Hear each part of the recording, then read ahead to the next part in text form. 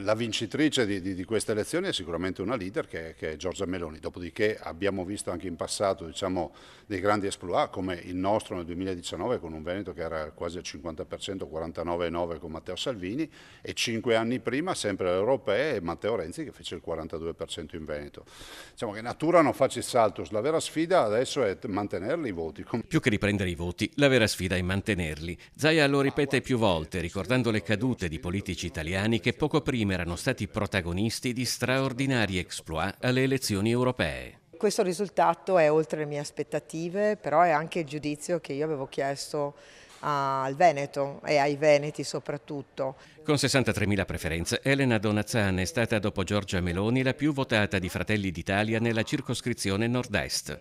Assessore regionale al lavoro e all'istruzione dal 2005, vola a Bruxelles dopo essere stata per quasi 20 anni accanto a Zaia, prima quando lui era vicepresidente di Galan, poi nelle 3 giunte da presidente. Oggi, che dopo 2 decenni le loro strade si dividono, Zaia reagisce così ad una domanda sui festeggiamenti per l'elezione del suo assessore. Intanto mi piacerebbe sapere chi ti ha detto che ho abbracciato Elena Donazzan. Beh, e io le ho solo fatto i complimenti perché penso che un assessore mio quando ha un buon risultato è giusto complimentarsi, punto. Ecco, detto questo, ti ha anche detto che ha portato le paste? Allora te lo dico io. Col 37,6% Fratelli d'Italia è il triplo dei voti della Lega e quando tra poco si voterà per le regionali, Elena Donazzan è pronta a tornare a Venezia per candidarsi alla guida del Veneto.